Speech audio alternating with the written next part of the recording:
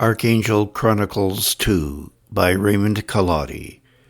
Chapter 5, The Treasure of Bukhara, copyright 2024, all rights reserved.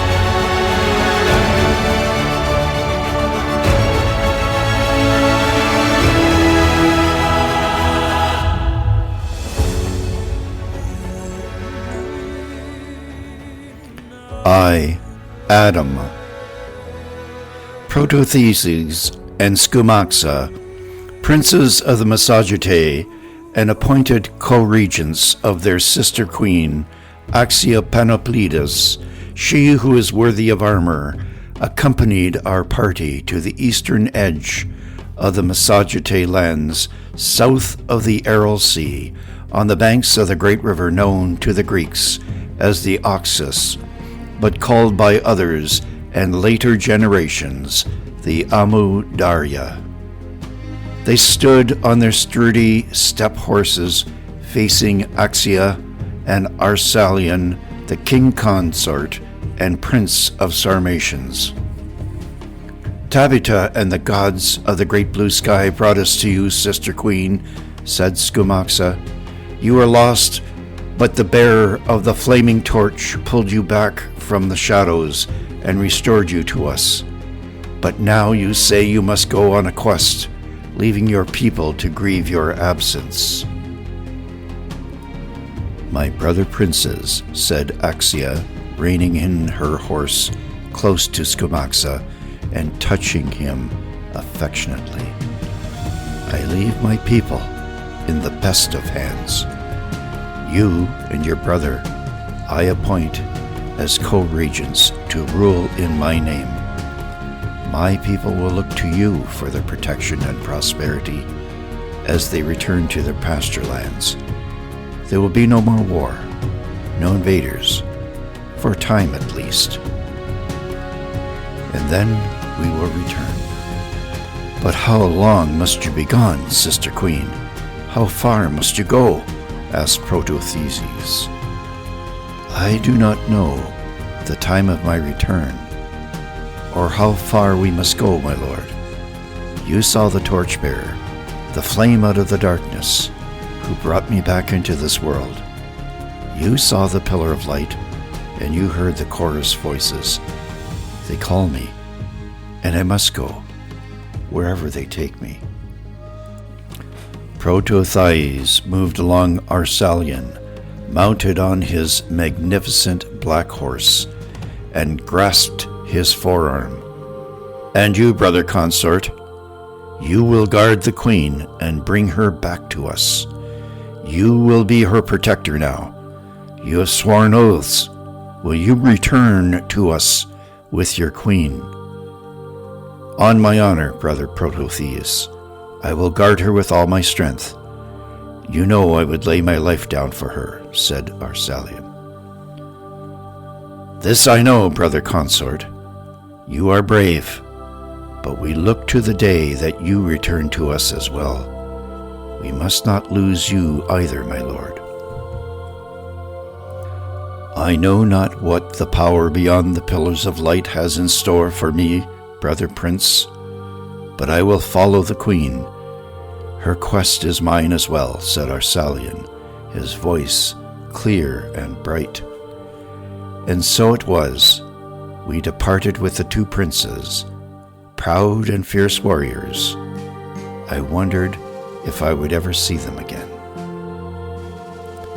Our party consisted of 100 Scythian horse archers and 50 of Arsalion's cataphracts, step wagons, and a score or more of servants to attend to the daily packing up and pitching of tents for the camp at the end of a long day of travel. As usual, the Scythians and the Sarmatians drove a herd of horses before them, replacement mounts, 2 or 3 per rider. All in all, we were a large enough force that could not go unnoticed for long in this strange land. For 40 days we traveled down the banks of the great river, guided by the pillars of light, and we came to stop on the shores of the great river, Amu Darya, far from the kurgans of Bartatua, where we began our trek. The pillar of light, so bright when we left the Massagetae homelands, faded from our view, leaving us confused and apprehensive about our destination. We camped by the river, where the grass was sweet and the water cool.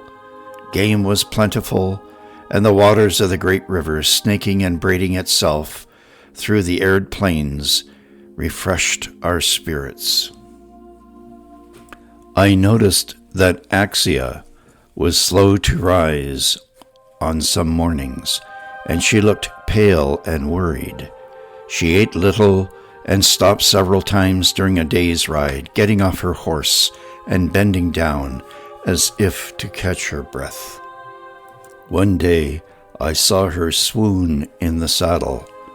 I called a halt to our movement, and we camped for the night. I went to Axia's tent, where she was lying down, being attended to by several servants. She looked at me with fear. I sent the servants away and sat with her. I fear, Adam the Wise, that my strength is not what it was. I fear the return of weakness, that I may return to the abyss from which the torchbearer rescued me. Will you use your skills to see what you may, and tell me, dear friend, where I am going? The last time I used my physician's skills to examine you, your brother was ready to skewer me, I said. She smiled. Ah, but I was a maiden then, and now Arsalion, my husband, has asked to have you use your skills to see what ails me. I asked Axia a series of questions, to which she gave clear answers. I pulled out my rudimentary instruments and made examinations and recorded them in my notes. When I was done, I sat back, arms folded, and looked deeply into her eyes. Adam the Wise, why do you look at me like that? Can you name this illness that plagues me? Do you have a cure? Or must I make preparations to join the shadows again? Oh, my queen, I am quite certain you are not on your way to the shadows. In fact, I think you are in the very best of health. How can this be? I cannot keep food down. I retch when I smell things. I am weary when I should not be. All perfectly natural for a woman in your condition, I said with a smile. Axia looked at me with a frown. What do you mean, my lord? Speak plainly. I reached out and grasped her hand tenderly. I mean, my queen, that you are to have a successor. Successor? She asked, and then a look of amazement passed over her face. You mean, Yes, my queen, I said. There is new life growing within you. She let out a small cry, which brought Arsalion swiftly into the tent. She went to him with tears in her eyes. Oh, husband, our happiness will be complete. We shall be joined by the fruit of our union before the year is out. Arsalion was dumbstruck. "We must go back," was all he said. Axia caressed his face. "No, my love, we must go on." She turned to me. "But carefully," I said. Axia called a council in the evening. We sat in the open under a dome of stars on a moonless night. Fires were lit. We gathered in a circle around its flickering light.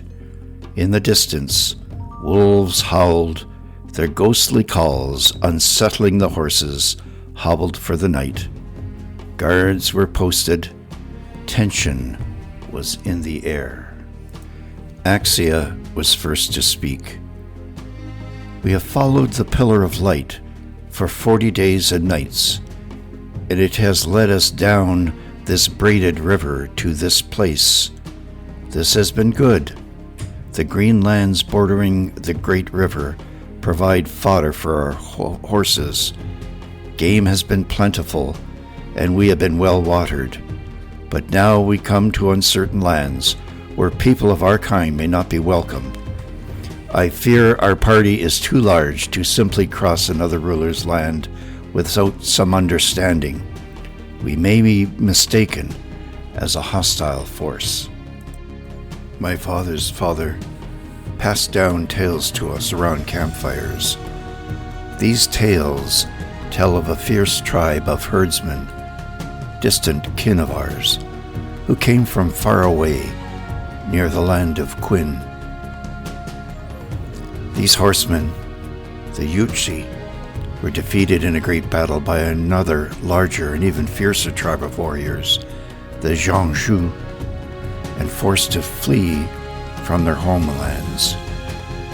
Long they wandered until they came to these lands and went to war with our kinsmen, the Sakas, who built their kurgans and watered their horses along this great river.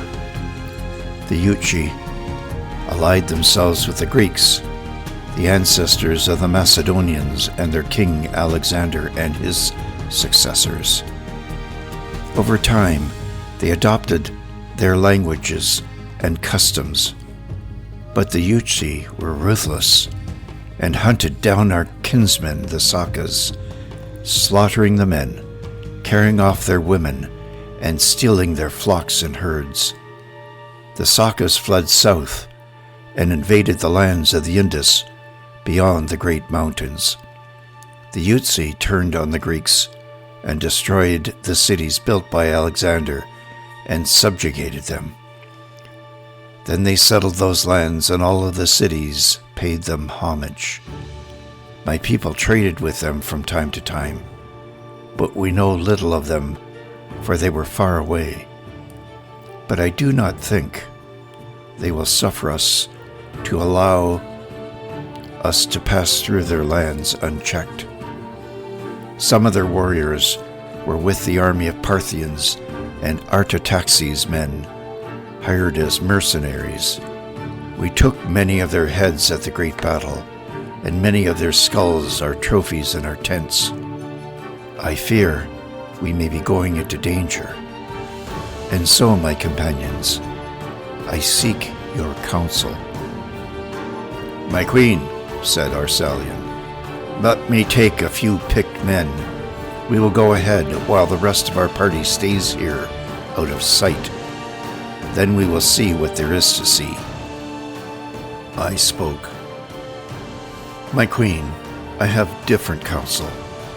Your husband, the brave Arsalion, should stay here with his guard to protect you, for you no longer have your brothers to do this. Arsalion is brave, but if he ever fell into the hands of these Yuchi, they would have a valuable means to lure you into a trap. I say Arsalion and his men should stay at your side." Theron spoke.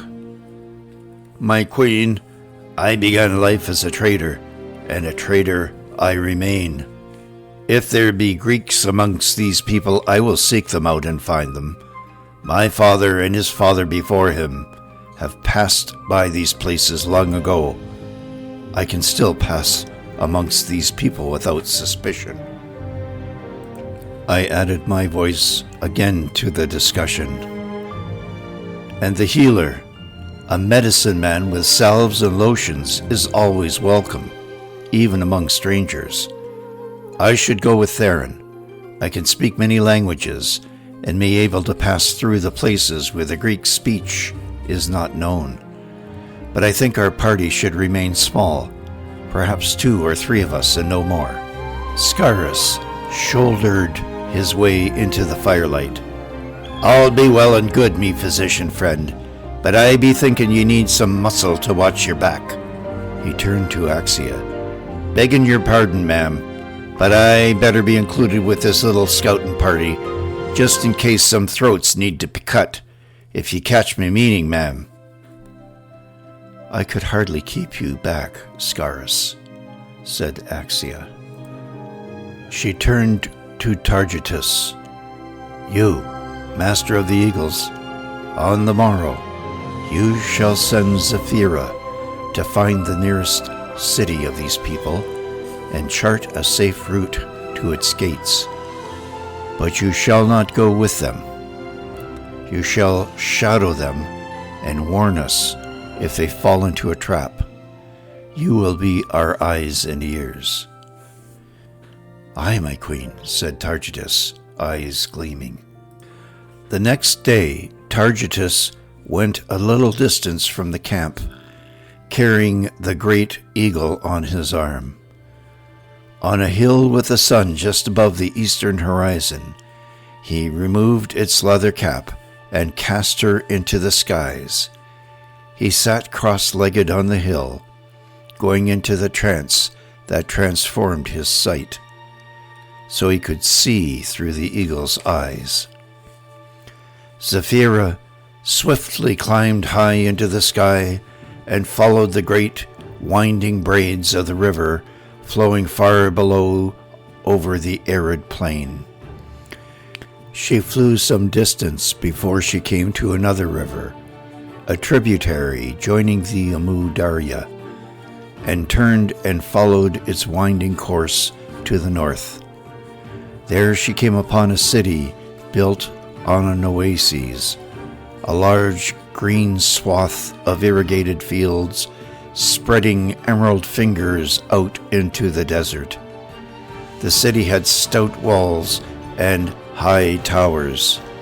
Zephira flew around it several times and swooped to land on its highest pinnacle. Zephira's sharp, far-seeing eyes took it all in. The palaces, the crowded public squares filled with stalls of merchants hawking goods and crowds of people inspecting them, guards on the wall, the great gates of the city teeming with lines of caravans, pack animals, camels, and servants bearing bundles of goods on their heads. Far to the east, she saw many more caravans approaching the city, and to the west, stretching beyond even her sight, caravans receding into the distance. The sun was high in the sky before the great bird finally left from her berth on the high tower to resume her flight back to her master. She arrived safely on Targitus' outstretched arm as the sun was descending into the western horizon, igniting the dusty air, giving it a rosy red glow. All these things Targitus revealed to us as we sat around the campfires that night. "I know this place," said Theron. "This is a city that goes by many names. The Copper City, the City of Merchants, and by its most ancient name, Bukhara. This was in the Persian satrapy of Sogdia. Alexander took the city in his marches across these lands, and for a time after his death, it was ruled by secularist Nicanor, and then after that, became its own Greek kingdom under a Greek Bactrian king, Menander, who held it for a time. Then it faded from memory when the Yutzi took it. "Why do we even need to go to this place?" asked Arsalion. "Perhaps we can avoid it." Targitus spoke. "There's much traffic along the river, and from what Zephyra saw, my lord, I do not think that an armed group of warriors driving weapons and herds of horses before them could escape attention. And we have no permission to cross this land," said Axia. "Any ruler would be alert to such a party as our own and would send out a force to intercept it." "Well, in that case," I said, "it seems to me we have three choices. The first is to be bold and march up to the gates of the city and treat with its ruler for safe passage. The second is to disguise a small party of ourselves as a caravan of traders and enter the city under the pretext of trading in the markets. The third is to move at speed across the land and outrun any pursuit." "I do not like any of these choices, Adam the Wise," said Arsalion. "Even if we manage to get into the city and treat with its ruler, we may be deemed a threat. We must not put the queen in their power. Your second choice, disguising ourselves, means we need to dispose of our horses and weapons. We would have to acquire camels and other trappings of traders. We have nothing to trade. Selling our steppe horses is bound to attract attention." "Well, that leaves the last alternative. Outrunning them, my lord. What do you say to that?" I asked. "We could move swiftly and fight our way through the lands if necessary, sticking close to the river, keeping away from the fork that goes to the city. That, I think, is the least evil of the choices you present. But we do not know where we're going and what other powers we will run into." "Adam the Wise," said Axia, "for many days we have followed the pillars of light, but this has now ceased to guide us, leaving us blind. Can you summon the torchbearer Raphael to guide us? Are we meant to follow this river? Are we meant to go to the south and cross the great mountains like our distant kin, the Saka? Are we meant to trust ourselves to the ruler of this powerful city?" "I cannot summon Raphael at my whim, my queen, for he is not at my beck and call. He appears when his master sends him. The mind of his master is beyond my understanding. I think we're meant to find our own way forward at this point in time, and we must do our best. But you do remember, there was a plan to meet Honorius and the Romans at Taxila. I think that lies to the south, but we do not know what awaits us between here and there, or how far that is." Theron now stood before the queen. He smiled broadly, gold teeth glinting in the firelight. "My queen, Arsalion is a brave warrior and gives good counsel, as does Adam the Wise, but they sometimes think too much and in straight lines. I propose another way. We will make our own opportunities." Axia looked at this bear of a man and smiled. "And what do you propose, my master of tricks, Theron Simonides?" Theron, Scarus, and I dressed ourselves in the timeless robes of the desert, flowing white linens and turbans. We took 3 horses and traveled for 3 days along the great river, by night as far as possible. We came upon a village and traded our sturdy mounts for 3 camels. Following us out of sight, Targitus traced our route, releasing Zephyra during the day to scout a field and meeting up with us as we stopped at the end of each day to rest. In this way, we made good progress, although the camels were not as compliant as our horses were. On the 7th day, we reached the junction of the Zarafsang River. We crossed the Amu Darya at a ford and followed this tributary northwards. There was a well-traveled road at this point, and we came across a caravan headed towards Bukhara. Theron sought out the captain and bribed him to include us in his company. And so it was, by these means, we were able to approach the city without arousing attention, passing ourselves off as merchants seeking to purchase silks and spices in the city. There were about 24 camels in this miserable caravan. The captain was a one-eyed, leather-faced man who rode at the head of the caravan and spoke passable Greek. Armed guards accompanied the camel drivers, and a score or so of travelers who paid the captain to walk with the caravan. We were accepted into the fold, no further questions asked. Over the next several days, Theron managed to work himself into the confidence of the caravan captain. He was a taciturn fellow of few words, but Theron seemed to amuse him with his stories. I soon found myself perched on my camel mount, shaded from the merciless sun by my light linen robes, listening to their banter.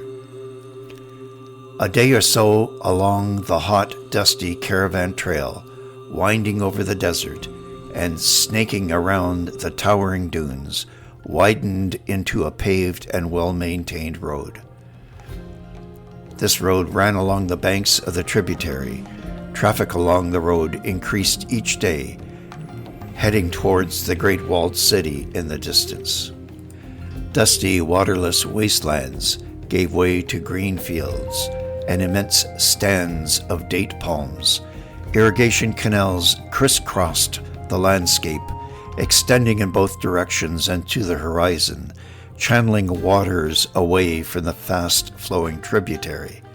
The water itself was sweet and cold, hinting at its glacial origins far across the plains in the snow-capped mountains on the horizon.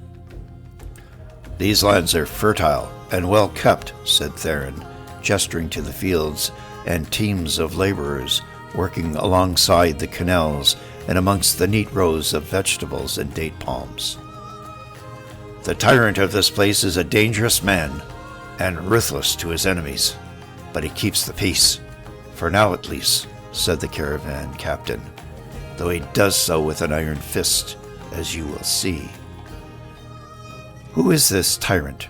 said Theron, passing a few silver coins to the captain, with a bow of his head and a smile. "He calls himself Heraios, the first Kushan," said the captain. He reached into his pocket and pulled out a bronze coin and held it up for us to see before tossing it to Theron. He examined it and passed it to me.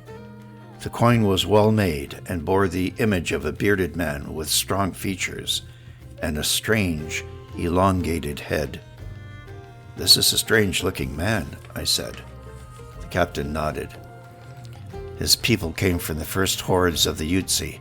They came from the east like a plague of insects and descended upon these lands, killing our men, enslaving our women, stealing our flocks, and destroying our cities. Soon they conquered the Greeks, and then adopted their ways and spoke their language and wrote their words, and rebuilt their cities and minted their coins. But they are still the merciless warriors that they've always been." We were approaching the gate. A line of pikes, topped by severed human heads rotting in the sun, ran along each side of the road right up to the gate. "Take care, Greek," said the captain.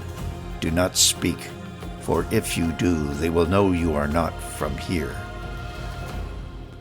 "Tell me, Captain, if you will," said Theron.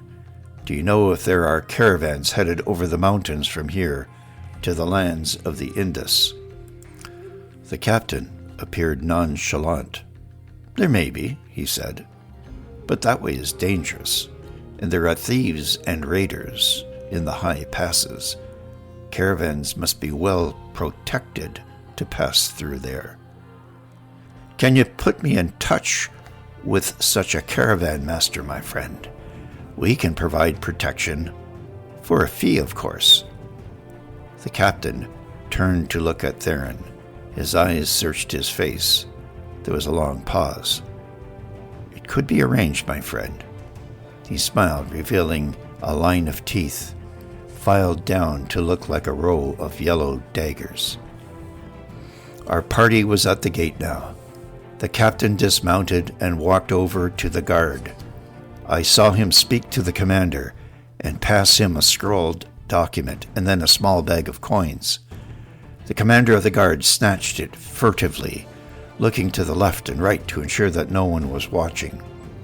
He stuffed the bag into his tunic and called out an order and gestured for the caravan to pass. We went through the gates into the city. It was a large and prosperous one, with buildings made of hard mud brick, colorfully painted, taking on the many hues of the setting sun. It was just as Targitus had described it to us in his vision. It was a city of soaring towers, the tops of many open to the sky. Fires burned at the summit of each of them, sending flames and smoke endlessly into the sky. There was a large bazaar in the central square, full of stalls and vendors hawking their goods. Tables and shelves were filled with color, exotic smells and spices, and all manners of cloth, including silks from China, pottery, glass, and cages of exotic animals. Our caravan attracted almost no notice at all. We dismounted, found a comfortable inn, and settled down for the night. The next morning, we sat outside the inn, on the street, sipping cups of sweet tea. Ah, here's our friend Demetrius, the caravan captain, coming to see us. But who is that with him? Said Theron. I held up my hand to shade my eyes from the sun, and saw this Demetrius accompanied by a man clothed entirely in black robes, head to foot, topped with a black turban. His long black tunic was belted with a red sash around the waist, from which protruded several curved knives. On Demetrius' other side was a tall, bald-headed figure, dressed in saffron and crimson robes. No doubt, I thought, this is a Buddhist monk. He had his arm on the shoulder of another smaller figure, richly dressed in light-colored silks. By the way she moved, and the way her silken gowns were wrapped around her figure, I thought that she must be a young woman, or a girl. She was shrouded in veils, and her head was draped with long white silks, hiding her face. I heard the familiar but distant piercing scream of an eagle, and looked up to see Zephyra circling high above us. I smiled to myself, knowing that her master Targitus could see all. Demetrius and his 3 companions halted and looked up at the great eagle, circling above them.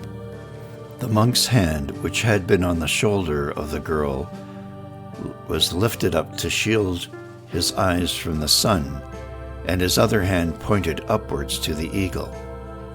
The silken figure looked up, and the veils and head coverings slipped from her head and fell to her shoulders. She was a most beautiful girl, with copper-colored hair, a smooth, heart-shaped face of exquisite proportions.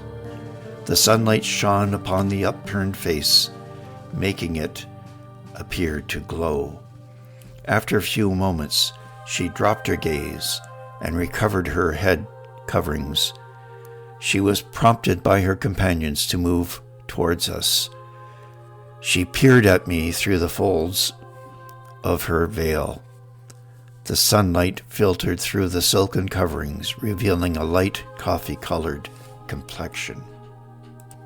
By far, the most striking thing about this girl were her eyes. They were an astonishing green color, like precious jewels. Those eyes, they would pierce one's soul. For a moment, she looked at me, searching my face. Shivers ran through me like an electric shock. The spell was broken when she demurely looked down from across the road. Her face again shrouded in the veils as she moved towards us with her companions. I looked up to find Zephyra perched on a high tower above us, her keen eyes seeing everything. Demetrius and his companions now stood before us. He looked at Theron and then me and gestured. "We must go somewhere private, where we cannot be seen or heard. We have business to discuss. You have said you have forces at your disposal. I have a business proposition for you. Come, my friends, and we will see if we can come to terms." Demetrius led us through the dusty streets, teeming with activity. We walked in silence until we came to a more sedate quarter of the city. Well-ordered avenues lined with date palms and luscious, well-watered ferns and masses of flowers, golden marigolds and chrysanthemums and other flowering plants of every color, gave way to well-manicured parks and public spaces.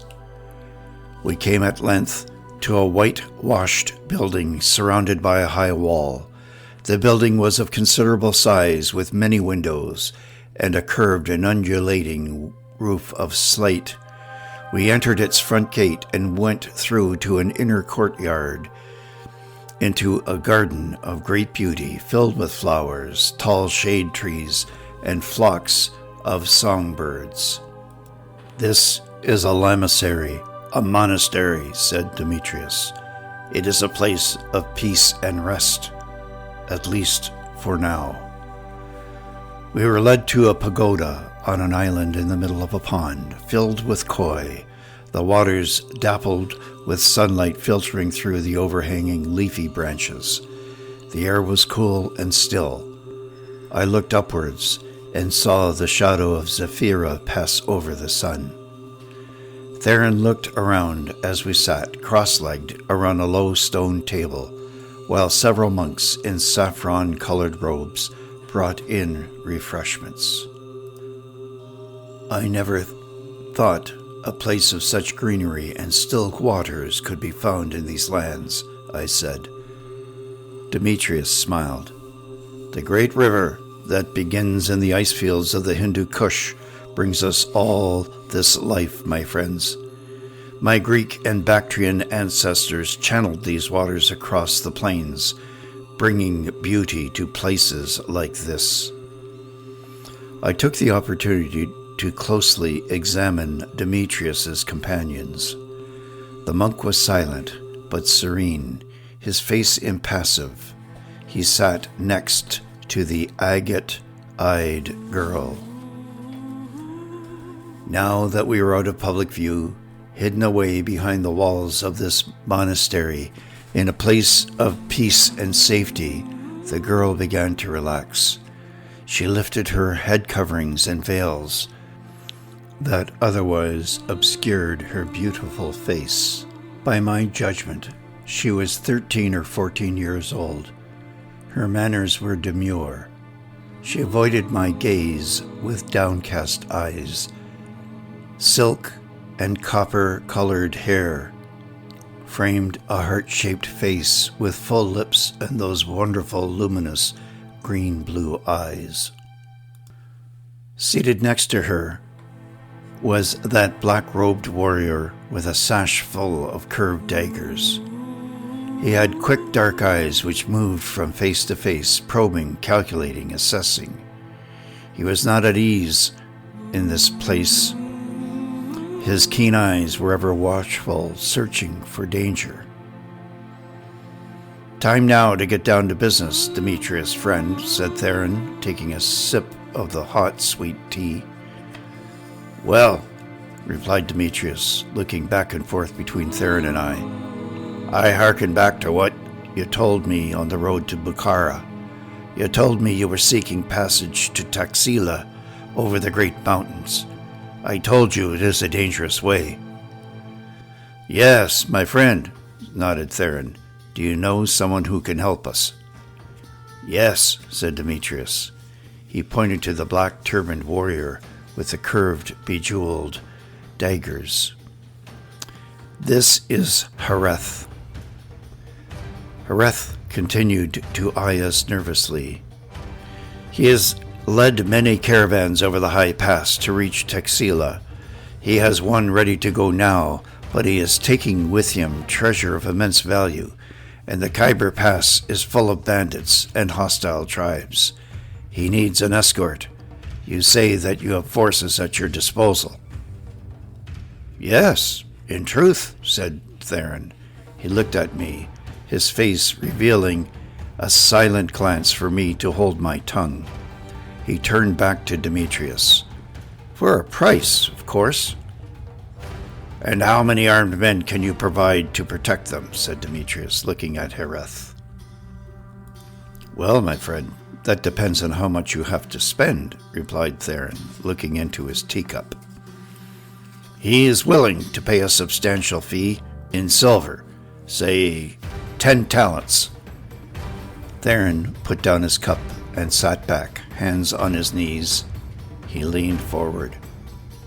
We have 100 Scythian horse archers and 50 cataphract lancers, fully equipped with replacement mounts and pack horses. They will be expecting much more than that. Demetrius rubbed his chin with a hand adorned with heavy ruby-encrusted gold rings. Maybe we could agree on an initial retainer, and then a share of the profits once we get to Taxila with our goods. Theron looked at me sideways across the table. Turning back to Demetrius, he said, 500 talents of silver, paid now, and a 50% share of the profits once the caravan reaches Taxila. He winked at me as he said this. Demetrius looked at the monk sitting beside him. There was a long pause, in an almost imperceptible nod from the monk, whose expression remained withdrawn and peaceful. Theron, my Greek friend, do not overplay your hand. You wished to go to Taxila. You cannot go without us, as you do not know the way. On the other hand, we cannot go without you, as you are the protection we need. Thus I say, 750 talents and 30% share of the profits when it is offloaded in Taxila. Theron, still looking at me, raised a bushy eyebrow like a question mark. I nodded. He turned back to Demetrius and raised his eyes, as if in prayer. And so it shall be, my friend. Draw up these terms. Yes, said Demetrius, but there is one further thing. It is a small favor of no consequence. You will have to take this girl and her guardian, the venerable Cori here, with you. They will be of no bother. Theron looked at the girl. She averted her eyes. This seems to be important to you, my friend. Who is this girl, and why does she need to go across the mountains with us? They are of no consequence. Just a couple of travelers looking to pass through, much like you and your companions, said Demetrius, with a raised eyebrow. Theron and I exchanged an incredulous glance. The girl said nothing. The monk remained impassive. You will leave tomorrow at first light, said Demetrius. Hareth will have the caravan ready for you. All will be well. He looked at the girl, and a look of anguish passed over his face, but it was quickly suppressed. I have some business to attend to. You will go ahead without me. He looked to Hareth, who nodded slightly. I will join you in a few days' time while you are en route, for I have business to attend to. He looked at the girl. She lowered her face, and I saw a single tear make its way down her cheek. But she said nothing. Then she looked up to the sky. Zephyra, soaring high above, screeched, "Io, Io," and passed from our sight. The girl caught her breath and looked at me. Her agate eyes shone with an inner light. A day later we left Bukhara, and following along the banks of the tributary came to the junction of that river with the Amu Darya. Hareth had assembled a dozen or so camels, laden with trade goods. The girl rode on one, sheltered from the sun, with a tent-like awning, accompanied as always by the monk. Hareth, Theron, and I rode out at the head of the column. All attempts to engage that taciturn, black-robed figure in conversation ended in failure. We departed from the main roads and followed the great river, picking our way through the braided riverbanks and its stands of palm trees and long grasses. Zephyra flew before us, guiding us back to Axia and the rest of our companions. We reached them at sunset on the second day. The girl and her companion monk did not speak. Her eyes followed the flight of the eagle soaring high above with great interest as we approached the point of our rendezvous. The city had faded far into the distance beyond sight, and the sun was low in the western sky when we approached a lone figure standing before his stout step horse, holding the T-shaped stick upright. Here was Targitus, come to welcome us. Zephyra swooped down over us, and silhouetted against the setting sun, alighted on her perch. Targitus, I said, what have you seen through the eagle's eyes? Much, Kyrios, but it should not be spoken aloud here, until we are alone. The caravan column behind us came to a halt. The camel bearing the girl came to a stop, the animal coming to its knees. The girl jumped to the ground and ran up to Targitus. She stood before him transfixed. The monk who followed her stood behind her. She pushed her head coverings and veils aside. Those wondrous blue-green eyes rested on Targitus and the great eagle, now hooded but quiet on its perch. Her voice was clear and sweet. "It was you," she said in accented Greek.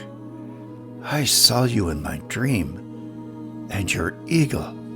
She stretched her hand forth and gently stroked the great bird. Targitus, to my amusement, was awestruck. He fumbled about for words, stricken by the beauty of this girl. He couldn't look away. Me?" was all he could say. "You were sent to me, to be my guide," she said. "And this bird, I saw her soaring in the sky, watching us and leading us to this place." Hareth now stepped forward, motioning to the monk, who put his arm around the girl, moving her off to the side. He eyed Targitus suspiciously. "Who is this boy?" he asked in a low voice, almost a growl. "And where is the escort we were promised?" he said, his eyes boring into Theron. Targitus smiled and raised his fingers to his lips, letting out a shrill whistle. The nearby grasses, half again as tall as a man, stirred and parted in a dozen places. We were surrounded by a score or more of Axia's warriors. "Now let us see what you have brought us, Theron trickster," said Axia as she strode out from hiding, with Arsalion at her side. "I have brought you passage through the mountains, my queen, for these people know the way and require our protection." He turned to Hareth, who was nervously fingering the hilts of his curved daggers. "And here, my friend Hareth, is your escort." Hareth looked around him, sighed, shaking his head. "Scythians," he said with disgust. We rested in camp that night. Theron, Targitus, Scarus, and I sat in Axia's tent with Arsalion. "Who is this girl?" said Axia. "We do not know, my queen, but I think she must be someone important. The monk seems to be a guardian of some sort, and this Hareth, their protector, I said. She is part of the bargain I struck, said Theron. The caravan master, Hareth, knows his way through the high passes, and I am told they will lead us. I have arranged for a handsome fee to take this caravan to Taxila, and they are paying us, not we them. You see, my queen, rather than hiring a guide, your company will be paid to provide protection. It seemed to me this arrangement was beneficial to all concerned. He smiled, his gold teeth glittering in the flickering light. They were insistent that we must take the girl and the monk with us, I said. The camels are heavily laden with goods. Scarus carefully examined them. There is gold and silver and other precious gems hidden amongst other trade goods. But there's a real mystery here. I wonder if the real treasure is not the gold and silver, but this girl with the agate eyes. I looked at Targitus. He was lost in thought. He sat silently for a few long minutes, then spoke, nodding his head. She is indeed important, my queen. Of this I am sure. I saw much through the eyes of the eagle, as Zephyra flew and rested high on the towers of the city. I saw many men, soldiers, searching for this girl, and when she was led away in secret from the monastery, I saw many soldiers enter that place. They mistreated the monks and nuns, crashing through doors and putting much of that beautiful building to the torch. He looked up, anger flashing in his eyes. Theron's smile faded, replaced quickly with a look of alarm. There is more, my queen, said Targitus. I saw one monk led away by the soldiers to the palace where he was whipped and beaten. I saw him questioned by the king of that place. This king had a long, misshapen head, and his cheeks bore 3 slashes. After the caravan departed, many horsemen were set out at a gallop after you. They are following you, and I think their intentions are bad, for they want this girl. You have seen and heard all of this, Targitus? I said, placing my hand on his shoulder. He looked at me, wide-eyed. But there is yet more, Kyrios, he said. I saw the man you called Demetrius led away to the palace. He was taken to a high tower, where we heard whips and screaming. We heard him tell his torturers all he knew before they threw him out of the window, and he fell to his death. Arsalion shifted in his seat.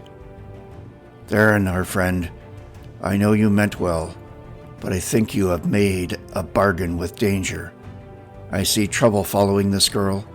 There are those in power in the city who now seek her. You have done well, Eaglemaster said. Axia. She gestured to Arsalion. Bring me this caravan master, the monk, and the girl. Here is a story that must be told.